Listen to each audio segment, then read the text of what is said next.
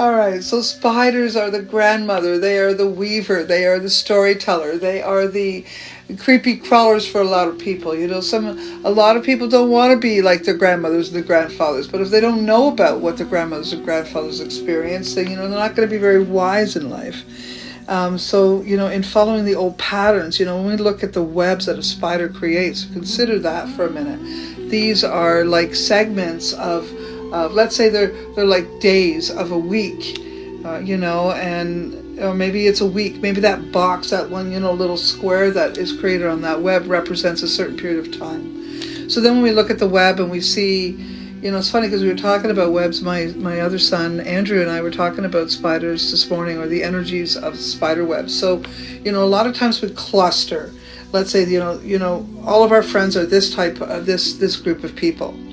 But that would be a section of the web, for instance, okay? But what about looking at the web where we look at one segment and go all the way around? So all of those that touch each other in a circle, all of those are connected as well. Those energies are also connected, but they're not as the same as each other. They're not as similar as the clumps of energy. So when they're spread out like that, they all have a piece of the pie. It would be sort of like all the native tribes in the world, you know, they all on the spider web in a circle like this, right? Each having their own segment.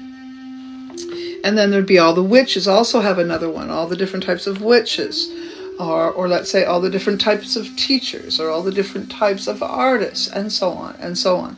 So when we look at the web and we look at it that way, we can see our interconnectedness more honestly, more authentically, more fully.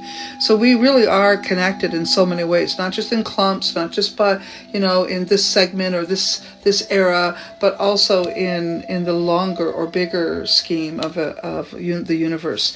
So, you know, you are connected to your ancestors, for instance, and they're connected to their ancestors, and then so on and so on, and you're connected to all of those ancestors. So the point of the spider web and the spider is to remember our connection, to remember our interwovenness, and spiderweb is about the grandmother because she holds all the old teachings, all the old ways. Spider has been one of the creatures that I have really aligned with for many reasons, because I recognize the matriarchy in my work.